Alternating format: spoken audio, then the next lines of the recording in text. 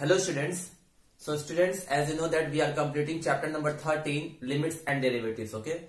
Student, in the last part we have discussed how to solve the trigonometric limits. Okay. And based upon that concept we have discussed few more questions. Okay. So today we will discuss few important questions again on evaluation of trigonometric limits. Okay. So first question which I want to tell you is that evaluate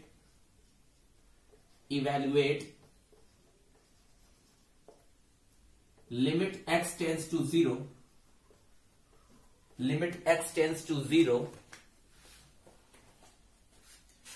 sin ax plus bx divided by ax plus sin bx. ठीक है, where a b and a plus b is not equal to 0. ठीक है, so means in this question we have to evaluate the limit of this function and condition is given that a b and a plus b is not equal to 0. मतलब कि a b और a plus b आपस में 0 नहीं हो सकते. ठीक है, तो सिंपली एक बार चेक कर लेते हैं कि x equal to 0 पुट करेंगे तो कौन सा फॉर्म बनेगा. So when you will put x equal to 0 so it will become sin 0 and the value of sin 0 is 0. ठीक है, एंड ये भी 0 हो जाएगा तो 0 plus 0 in the numerator 0 will come only. ठीक है, इसी तरह डिनोमिनेटर में भी 0 ही आएगा. So it means that it is the form, it is in the form 0/0. ठीक है, ये 0/0 फॉर्म है. ठीक है, तो डायरेक्टली वैल्यू तो पुट कर सकते नहीं है, तो हम लोग क्या करेंगे, हमने ट्रिग्नोमेट्रिक लिमिट के कुछ फॉर्मूले पढ़े हैं. जैसे limit x tends to 0 sin x upon x is equal to 1 and limit x tends to 0 tan x upon x is also equal to 1. तो वो कॉन्सेप्ट हम लगाने की कोशिश करेंगे. तो मैं क्या कर रहा हूं स्टूडेंट, कौन सा टर्म हमें प्रॉब्लम क्रिएट कर रहा है, हमें sin ax भी क्रिएट कर रहा है क्योंकि sin ax भी 0 बना रहा है और bx भी 0 बना रहा है.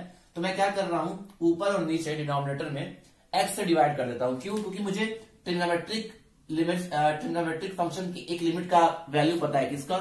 लिमिट x टेंस टू 0 हमने ये पढ़ा है, that is sin x upon x is equal to 1. ये हमने पढ़ा है. ठीक है, तो ये फॉर्मूला केवल यही हम जानते हैं ट्रिग्नोमेट्रिक लिमिट के बारे में कि अगर कुछ ऐसा होगा तो उसकी वैल्यू 1 मिलेगी. तो उस फॉर्म में बनाने के लिए मुझे x चाहिए होगा और x मुझे डिनोमिनेटर में चाहिए होगा. तो इसीलिए मैं न्यूमरेटर और डिनोमिनेटर को x से डिवाइड कर रहा हूं.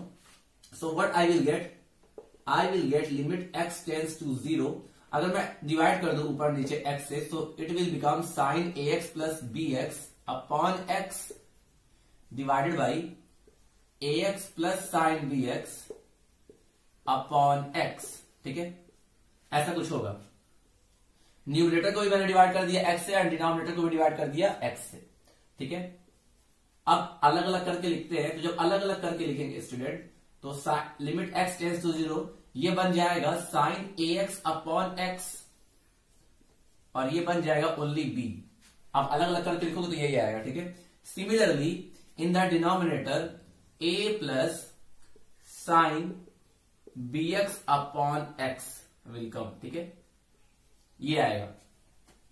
अच्छा, अब देखो sin ax अपॉन x हमने फॉर्मूला पढ़ा है कि जब लिमिट x टेंस टू 0 होता है तो sin x अपॉन x 1 होता है. तो यहां पे sin ax है ना, तो मुझे a नीचे भी चाहिए होगा.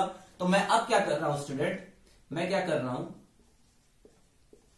मैं इस वाले टर्म में a का मल्टीप्लाई भी कर रहा हूं और a से डिवाइड भी कर रहा हूं. तो कैसे लिख सकता हूं मैं, a sin ax upon ax लिख सकते हैं क्योंकि ये a और a तो कैंसिल कर देगा और b को मैं एज इट इज लिख रहा हूं एज इट इज. ठीक है, ऐसे ही नीचे क्या है a और यहां पे sin bx अपॉन bx होना चाहिए. तो b लाने के लिए मैं b का मल्टीप्लाई भी कर रहा हूं और b से डिवाइड भी कर दे रहा हूं. तो कुछ ऐसा आएगा. ठीक है, क्योंकि मुझे फॉर्मूला क्रिएट करना है. ठीक है, अब ध्यान दो, लिमिट है तो लिमिट दोनों ही न्यूमरेटर और डिनोमिनेटर में दोनों में ही डिस्ट्रीब्यूट हो जाएगा क्योंकि दोनों के ही लिमिट एग्जिस्ट करती है. तो ये लिमिट न्यूमरेटर का अलग होगा और डिनोमिनेटर का अलग होगा. तो कैसे लिखेंगे इसको, लिमिट x टेंस टू 0,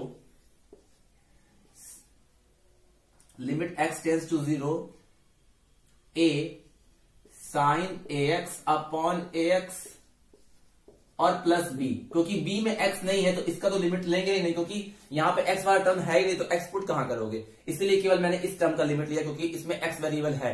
ऐसे ही यहां पर a plus limit x tends to 0 b sine bx upon bx।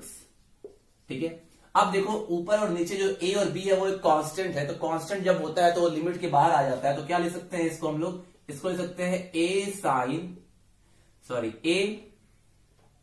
a limit x tends to 0, ये हो जाएगा sine ax upon ax plus b, ये न्यूमरेटर में आया।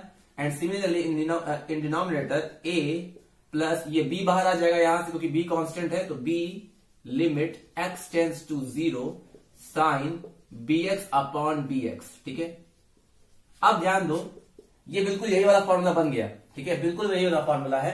ये फॉर्मूला याद करने का तरीका क्या होता है, साइन के साथ जो अंदर होता है वही उसी से हम लोग डिवाइड भी कर देते हैं। ठीक है, तो अगर लिमिट x टेंस टू 0 हो और साइन के अंदर जो क्वांटिटी लिखी हो उसी से उसको डिवाइड कर दिया जाए तो उसकी वैल्यू कितनी होती है 1, तो यानी कि इस पूरे की वैल्यू हो जाएगी 1, तो it will be a plus a into 1 plus b, और ये हो जाएगा a प्लस b इंटू 1, तो यानी कि ये आ गया a plus b divided by a plus v, जिसका आंसर होगा 1। ठीक है, तो इस तरह से आप क्वेश्चंस को सॉल्व कर सकते हो। ठीक है, ये आपके एनसीईआरटी का ही क्वेश्चन है विच इज वेरी इजी, तो I hope it is clear to you.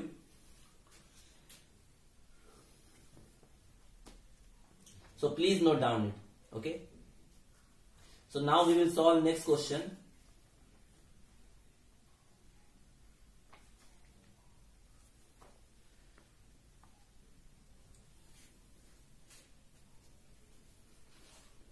एक दो क्वेश्चन और करते हैं स्टूडेंट इससे रिलेटेड।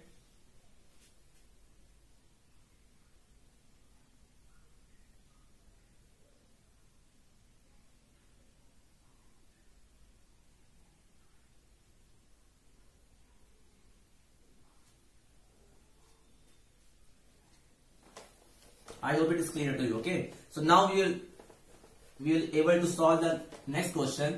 ठीक है, इन सभी क्वेश्चन में आपको लिमिट की वैल्यू फाइंड करनी है, तो हर क्वेश्चन में इवेल्युएट लिखा होगा। ठीक है, so next question is also from your book and it is also very important. ठीक है, आपको ट्रिग्नोमेट्रिक फंक्शंस की लिमिट अगर निकालनी है तो आपको पहली चीज ट्रिग्नोमेट्रिक आइडेंटिटीज पता होनी चाहिए, क्योंकि अगर आपको ट्रिग्नोमेट्रिक आइडेंटिटीज नहीं पता होगा तो आप सॉल्व नहीं कर पाओगे, क्योंकि जैसे हम ट्रिग्नोमेट्री में सॉल्व करके सिंप्लीफाई करते थे सेम वही करते हैं, बस यहाँ पे लिमिट आ गया है, दैट्स इट। ठीक है, कुछ एक्स्ट्रा है नहीं, मैथड बिल्कुल सेम है, बस हम लिमिट ऐसे लगाते हैं कि उसकी वैल्यू मुझे फाइनाइट मिले, फाइनाइट नहीं मिलती है तो अनडिफाइंड मिलती है। ठीक है, तो next question is that limit x tends to 0, limit x tends to 0 2 sine x minus sine 2x divided by x cube. ठीक है, मान लो ये क्वेश्चन है, आपकी इसको वैल्यू निकालनी है। ठीक है, दिस इज द क्वेश्चन, तो डिस्कस करते हैं। अगर आप x इक्वल टू 0 पुट करोगे तो अगेन 0 बाई 0 फॉर्म ही बनेगा, इट इज 0 बाई 0 फॉर्म। ठीक है, ये अगेन 0 बाई 0 फॉर्म है, तो what we can do, we can put the formula of sine 2x। ठीक है, so what is the formula of sine 2x student, the formula of sine 2x is that, ये तो 2 sine x ही होगा और इसकी value हो जाएगी 2 sine x cos x, क्योंकि साइन 2x का ये फॉर्मूला होता है, डिवाइड बाई x क्यूब। ठीक है, अब देखो कुछ कॉमन मिले तो कॉमन ले लो, तो लिमिट x टेंस टू 0, इसमें से 2 साइन x कॉमन आ जाएगा और ब्रैकेट में क्या बचेगा 1 minus cos x, 1 minus cos x और नीचे है x क्यूब। ठीक है, नीचे है x क्यूब। ठीक है, अब देखो ऊपर साइन x है और नीचे x क्यूब है, तो इसका एक x हम लोग इस साइन के x के साथ कोलैबोरेट कर सकते हैं, क्योंकि हमको पता है साइन x अपॉन x क्या होता है। ठीक है, तो मैं इस x क्यूब का एक x sine x upon x लिख देता हूं और x स्क्वायर को अलग कर देता हूं, तो मैं इसको ऐसे लिख सकता हूं, limit x tends to 0 2 sine x upon x into 1 minus cos x upon x cube, sorry x square. ठीक है, x square. Is it clear student? क्या किया, मुझे पता है ना कि limit x tends to 0 sin x upon x की वैल्यू हमको पता है दैट इज इक्वल टू 1, ठीक है। तो इस x क्यूब का 8x मैंने इसको दे दिया और x स्क्वायर को इसके साथ लिख दिया, ठीक है। अब देखो दोनों ही फंक्शन की लिमिट हमको, दोनों ही फंक्शन में x और x है, तो यानी कि दोनों की लिमिट अलग अलग निकलेगी और दोनों की लिमिट एग्जिस्ट करनी चाहिए। तो मैं क्या कर सकता हूं, इसको अब अभी ऐसे लिखो, limit x tends to 0 two sin x upon x into 1 minus cos x. 1 minus cos x का फॉर्मूला वही होगा जो 1 माइनस कॉस 2x का होता है। डिफरेंस ये है, हमको पता होता है कि 1 माइनस कॉस 2x कितना होता है स्टूडेंट, साइन के टर्म्स। मैंने आपको बताया था कि अगर ऐसा आता है तो हम साइन वाला टर्म यूज करते हैं, और 1 माइनस कॉस 2x का फॉर्मूला होता है 2 sine square x. This is the formula, ठीक है। तो अगर 1 माइनस कॉस एक्स लिखा है तो बस यहां पे तो 2 ही रहेगा, बस यहां पे क्या आ जाएगा 2 साइन स्क्वायर एक्स बाई 2। आप खुद देख रहे हो कि जब यहाँ 2x था तो साइन के साथ क्या था, जब यहाँ 2x है तो साइन के साथ x है, तो ऐसे ही अगर cos x होता है तो साइन के साथ x बाई 2 आ जाता है। तो वही फॉर्मूला मैं यहां अप्लाई करूंगा, तो क्या आएगा, इसकी जगह पे मैं लिख सकता हूं 2 sine square x by 2 upon x का स्क्वायर लिख सकते हैं, ठीक है। Now limit x tends to 0 2 sine x by x upon x into, अब ध्यान दो, इसको मैं क्या लिख सकता हूं स्टूडेंट, इसको मैं लिख सकता हूं ऐसा कुछ 2 sine x by 2 into sine x by 2, क्योंकि स्क्वायर है ना इसीलिए मैंने ऐसे लिखा, और नीचे क्या लिख दिया x स्क्वायर, ठीक है। अब देखो ऊपर की साइड 2 बार साइन और नीचे भी x का स्क्वायर है, तो अगर अगेन फिर से मैं क्या करूंगा, एक एक x दोनों साइन के साथ ले लूंगा, ठीक है। तो ये आ जाएगा 2 sine x upon x into, मैंने लिख दिया 2 sine x by 2 upon x into sine x by 2 upon x, ठीक है। ऐसे मैं कर सकता हूं। मैंने क्या किया, 2x था ना, तो मुझे साइन x अपॉन x का प्रॉपर्टी तो पता ही है, तो मैंने एक x इस साइन के साथ ले लिया और एक x इस साइन के साथ ले लिया फॉर्मूला को जनरेट करने के लिए, ठीक है। लेकिन यहाँ x बाई 2 और यहाँ पे केवल x और x है, तो मैं जो भी चीज साइन के साथ लिखी होती है वैसी ही चीज उसके डिनोमिनेटर में भी होनी चाहिए। तो इसको वैसा बनाने के लिए क्या करेंगे हम लोग, देखिए लिमिट x टेंड्स टू 0, अभी लिमिट अप्लाई नहीं किया है मैंने, ठीक है, sine x upon x into, ऊपर 2 था ही इंटू, ये साइन x बाई 2 है मान लीजिए, ये तो है ही, और नीचे भी मुझे x बाई 2 बनाना है, तो अगर मैं x बाई 2 करूंगा तो ऊपर 2 का मल्टीप्लाई भी करूंगा, तभी तो कैंसिल होगा। अगर मुझे इसको x बाई 2 बनाना है तो मैं 2 से डिवाइड करूंगा और 2 से मल्टीप्लाई भी करूंगा। Same process I will do with the next sine, that is sine x by 2। यहां भी क्या किया, x बाई 2, x से 2 को डिवाइड किया, 2 को s से डिवाइड किया एंड फिर से 2, ठीक है। x को 2 से डिवाइड किया और उतने ही का मल्टीप्लाई कर दिया, ठीक है। अब देखो मेरा फॉर्मूला बन रहा है स्टूडेंट, देखो यहाँ पे एक्स्ट्रा 2 आया तो यहाँ पे एक्स्ट्रा 2 आया, देखो यहाँ भी एक एक्स्ट्रा 2 है, यहाँ भी एक्स्ट्रा 2 है जो कि डिनोमिनेटर में है, और ऊपर भी एक्स्ट्रा 2 है और नीचे और एक एक्स्ट्रा 2 है, मतलब कि 2 2 ऊपर है और 2 2 नीचे है। तो इस 2 को, इन दोनों 2 को मैंने इन दोनों 2 से कैंसिल कर दिया, ठीक है। तो बचा क्या इफेक्टिवली हमारे पास, limit x tends to 0 sine x upon x into sine x by 2 upon x by 2 into sine x by 2 upon x by 2। अब देखो ये 3 अलग अलग फंक्शन है और तीनों की ये लिमिट एग्जिस्ट करती है, तो क्या होता है, लिमिट हर एक फंक्शन में डिस्ट्रीब्यूट हो जाता है। मतलब इसका मतलब क्या होगा कि limit x tends to 0 sine x upon x एक साथ इंटू, फिर से लिमिट इसमें भी डिस्ट्रीब्यूट हो जाएगा, क्योंकि जब सारे फंक्शन की लिमिट एग्जिस्ट करती है तो लिमिट हर एक फंक्शन में अलग अलग डिस्ट्रीब्यूट हो जाता है। तो लिमिट इसके साथ भी, लिमिट इसके साथ भी, लिमिट इसके साथ भी, तो यानी कि लिमिट, ये अलजेब्रा हमने पढ़ा है फॉर्मूले में, sine x by 2 divided by x by 2, और फिर से limit x tends to 0 sine x by 2 divided by sine x by 2। अब देखो मैंने बताया था ना कि जब लिमिट x टेंड्स टू 0 और साइन x अपॉन x हो तो उसकी वैल्यू 1 होती है। तो जैसा ये फंक्शन है वैसा ये फंक्शन है, यहाँ पे साइन के साथ x बाई 2 है तो x बाई 2 का डिवाइड है, यहाँ भी साइन के साथ x बाय 2 है तो x बाय 2 का डिवाइड है, मतलब कि इन तीनों ही फंक्शन की जो अलग अलग वैल्यू आएगी वो किसके बराबर आएगी 1, तो यानी कि 1 into 1 into 1 which is equal to 1। तो इस क्वेश्चन का जो आंसर आएगा दैट इज इक्वल टू 1, ठीक है। So like this student, this type of question you can solve of trigonometric limits, ठीक है। ट्रिग्नोमेट्रिक लिमिट्स पे ऐसे ही क्वेश्चन आते हैं, आपको ट्रिग्नोमेट्रिक आइडेंटिटीज पता होगी, आप उसको अप्लाई करोगे, सिंप्लीफाई करोगे और जो भी फॉर्मूला लगेगा उसमें लगा के आप लिमिट की वैल्यू निकाल लोगे। ये तो तब लगाते हैं जब लिमिट हमारा x टेंस टू 0 हो, ठीक है, जब हमारा लिमिट x टेंस टू 0 हो। कभी कभी x टेंस टू 0 नहीं होता है, x टेंस टू कोई नंबर होता है, जैसे कि x tends to pi by 2, x tends to pi, ऐसा कुछ होता है। तो वहां पे कैसे सॉल्व करते हैं वो इस क्वेश्चन के बाद हम लोग डिस्कस करेंगे, ठीक है। So first you note down this question, then we will discuss the other type of this question.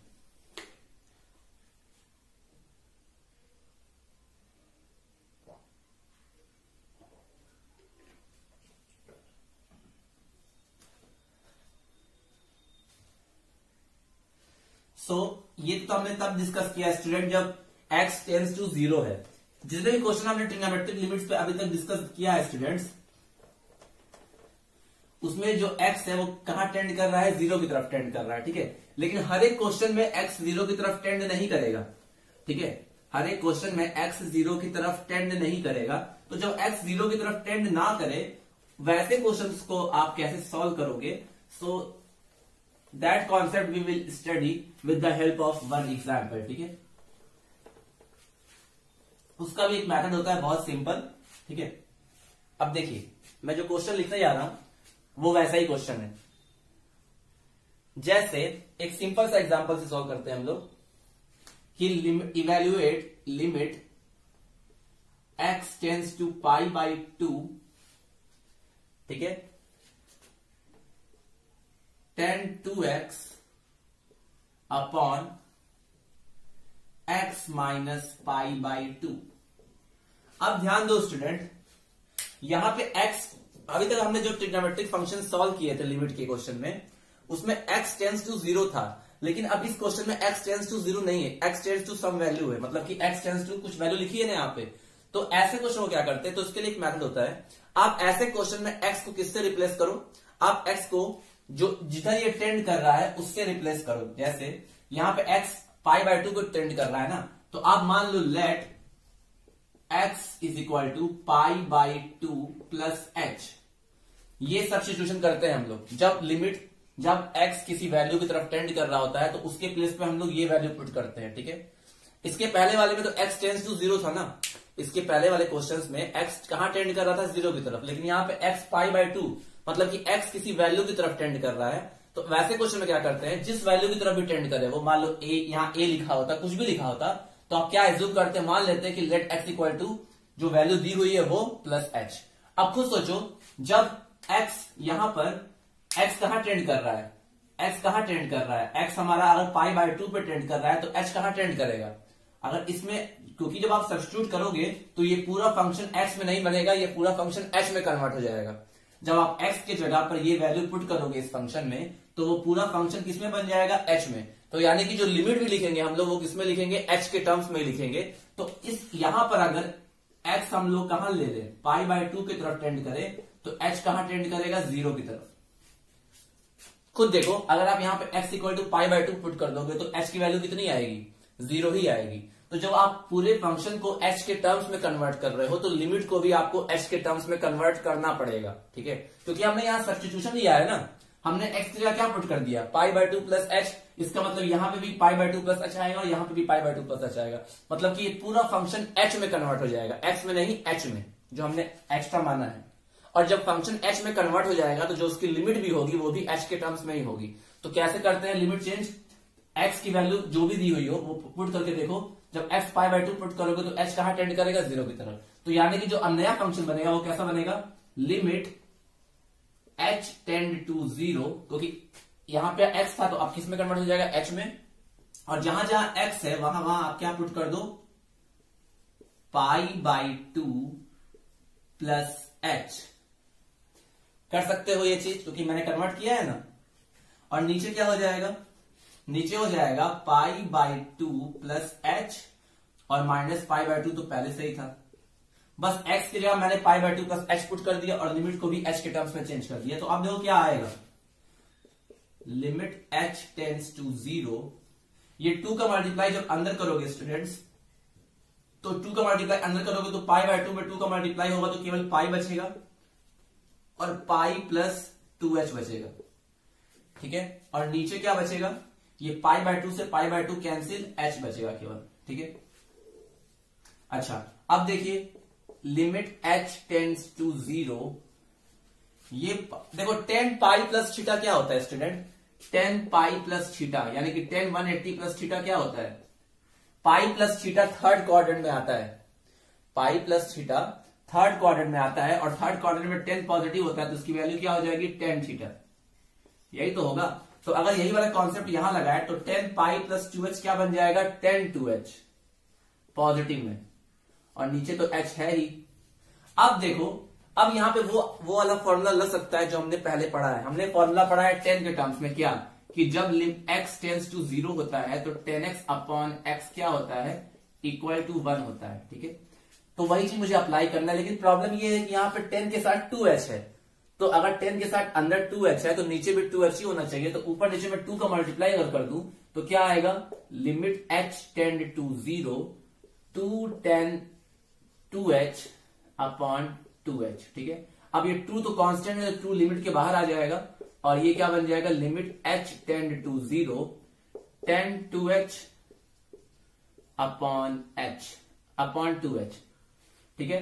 अब देखो ये फॉर्मूला अप्लाई हो रहा है कि limit h tends to 0 10 2h upon 2h, तो अगर ये ऐसा बन जाए तो उसकी वैल्यू कितनी होती है 1, तो यानी कि इस पूरे फंक्शन की वैल्यू कितनी हो जाएगी 1, यानी कि इस पूरे फंक्शन की लिमिट कितनी आएगी 2, तो इसका आंसर कितना हो जाएगा 2। तो जैसा साइन में होता है ना, जैसे कि limit x tends to 0 sin x upon x equal to 1, वैसे ही 10 में भी होता है, that is limit x tends to 0 10x upon x equal to 1। और वैसा बनाने के लिए यहाँ पे 10 2h था तो नीचे भी 2h होना चाहिए, तो मैंने 2 से ऊपर नीचे मल्टीप्लाई कर दिया, and because 2 is the constant so constant can come outside the limit, so 2 बाहर आ गया। सो अगर मैं फॉर्मूला अप्लाई करूं तो इसका रिजल्ट कितना आ जाएगा 2, ठीक है।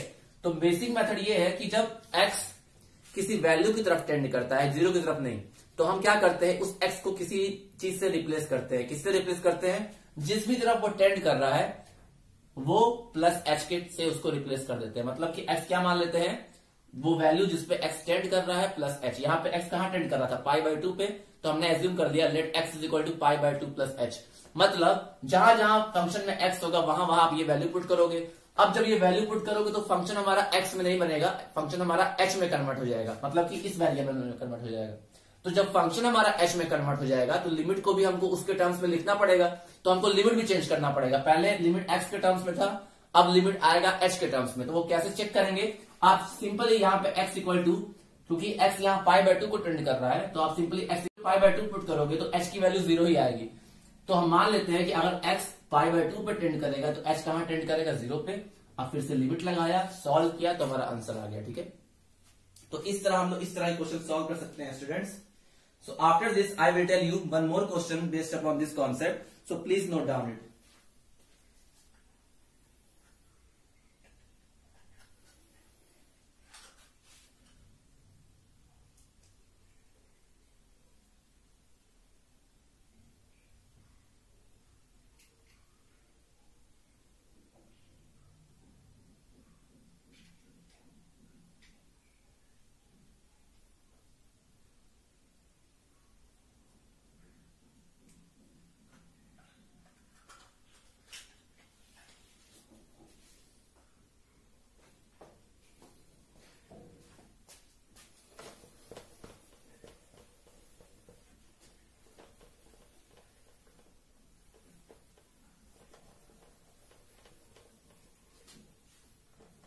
और ये भी 0 बाय 0 फॉर्म ही था स्टूडेंट, जब आप डायरेक्टली वैल्यू पुट करते तो आपको 0 बाय 0 फॉर्म ही मिलता, जो कि इनडिटरमिनेट फॉर्म है। तो इनडिटरमिनेट फॉर्म को हम सॉल्व करते हैं अलग अलग तरीकों से, जो हमने डिस्कस किया है ऑलरेडी। तो पहले आप ये देख सकते हो चेक करके कि क्या डायरेक्ट वैल्यू पुट कर सकते हैं, नहीं। बहुत कम क्वेश्चन में ऐसा आता है कि आपको डायरेक्ट वैल्यू पुट करने पर आंसर मिल जाता है, लेकिन मैक्सिमम क्वेश्चन में आपको इनडिटरमिनेट फॉर्म ही मिलेगा। और इनडिटरमिनेट फॉर्म को कैसे सॉल्व करते हैं मैं आपको ऑलरेडी बता चुका हूं, ठीक है। या तो उसको 0 बाय 0 में कन्वर्ट कर लो या उसको इनफाइनाइट बाय इनफाइनाइट में कन्वर्ट कर लो, ठीक है। चलिए एक और क्वेश्चन करते हैं इसी से related.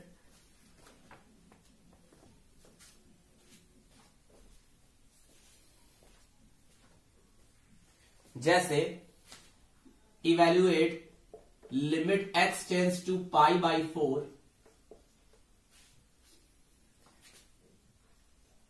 Sign x minus cos x divided by x minus pi by 4, इसकी लिमिट निकालनी है। तो पहले तो चेक करेंगे क्या डायरेक्ट वैल्यू पुट करके इसका आंसर आ सकता है।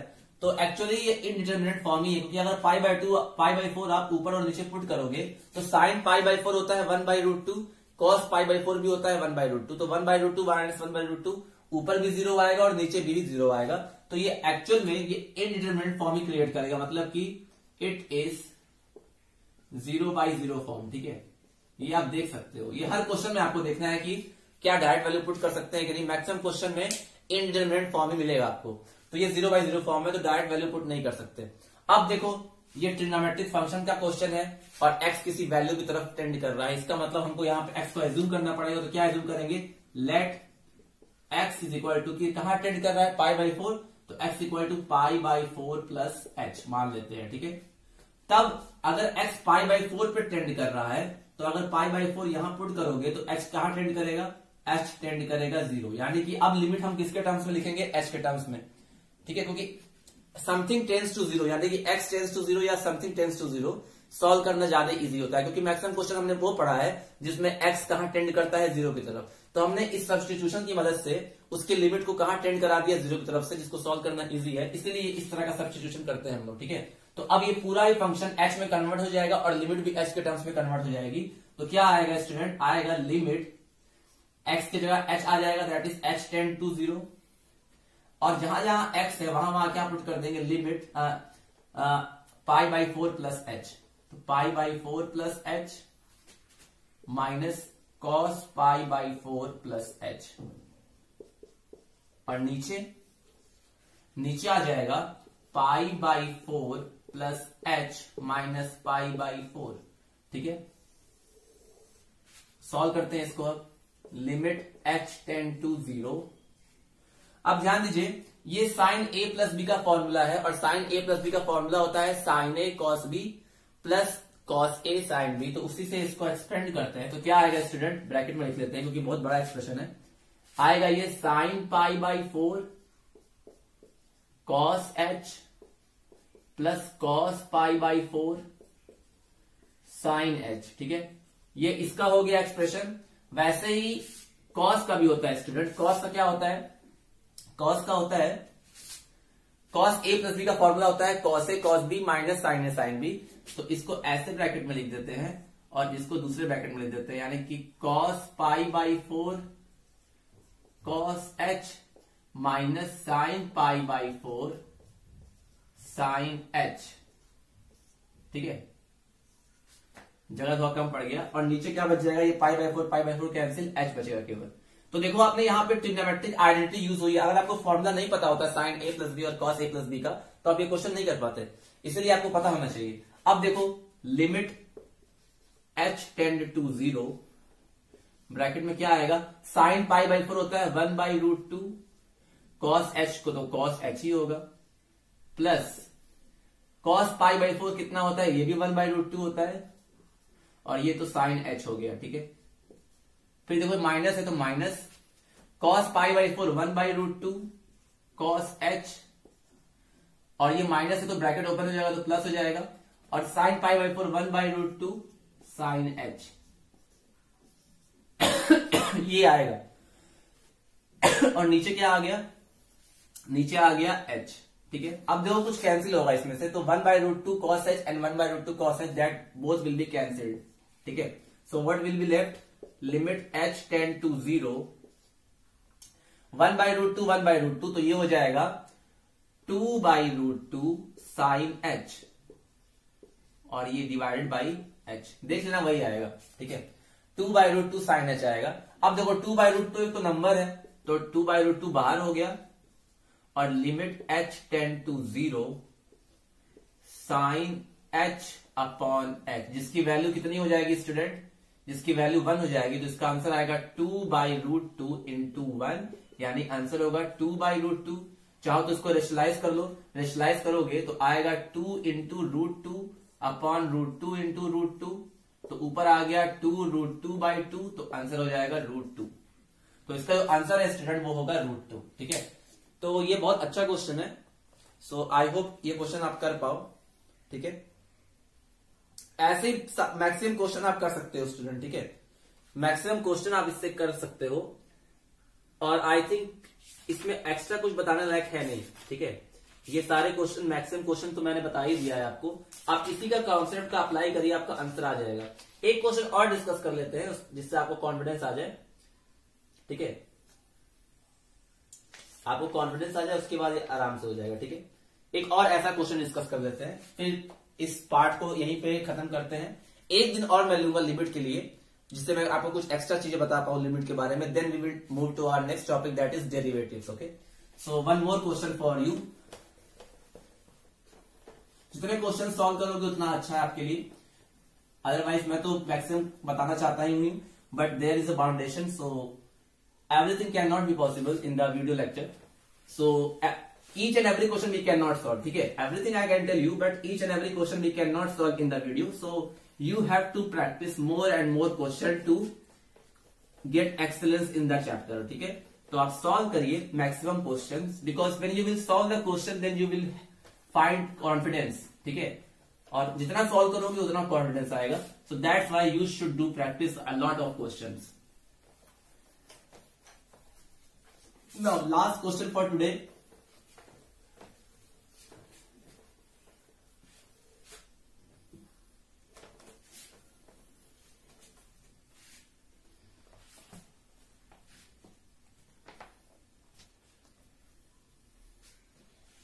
सिमिलर क्वेश्चन है बिल्कुल. Limit x tends to π/6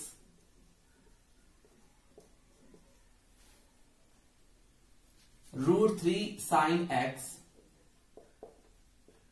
minus cos x divided by x minus π/6. तो आप फिर से देख रहे हो आप कि x किसी वैल्यू की तरफ अप्रोच कर रहा है, और ये क्वेश्चन किस पे है? ट्रिग्नोमेट्रिक फंक्शंस पे. तो पहले चेक कर लो कि ये 0/0 फॉर्म है कि नहीं. ये 0/0 फॉर्म है. क्यों? क्योंकि π/6 मतलब 30 डिग्री. तो अगर आप 30 डिग्री की वैल्यू पुट करोगे यहाँ पे, तो स्टूडेंट ये हो जाएगा sin 30. sin 30 होता है 1/2, तो इसकी पूरी की वैल्यू आ जाएगी √3/2, और cos 30 होती है √3/2. तो ऊपर भी 0 आएगा और नीचे भी 0 आएगा, क्योंकि x की जगह π/6 पुट करोगे तो डिनोमिनेटर भी 0 हो जाएगा. So again it is 0/0 form, तो हम लोग डायरेक्ट वैल्यू नहीं पुट कर सकते. So it is also in 0/0 form. ठीक है, ये कैसे पता चला? x की वैल्यू पुट करके पता चला कि जब x की वैल्यू पुट करेंगे तो न्यूमिनेटर भी 0 हो जाएगा, डिनोमिनेटर भी 0 हो जाएगा. तो इसके लिए क्या करते हैं, बिकॉज ये ट्रिग्नोमेट्रिक फंक्शन है और x कहीं अप्रोच कर रहा है, तो मान लेते हैं let x is equal to π/6 plus h. अब क्योंकि x कहां टेंड कर रहा है, because x is tending to π/6, hence h will tend to 0. This thing I have already elaborated you. ठीक है, so now this function will convert into h, and limit will also convert into h. So what will become? Limit will change in h, so limit h tends to 0, और जहां जहां x है वहां वहां क्या put कर देंगे हम लोग? sin π/6 plus h minus cos π/6 plus h divided by π/6 plus h minus π/6. ठीक है, दिस विल कम. ठीक है, I hope it is clear to you.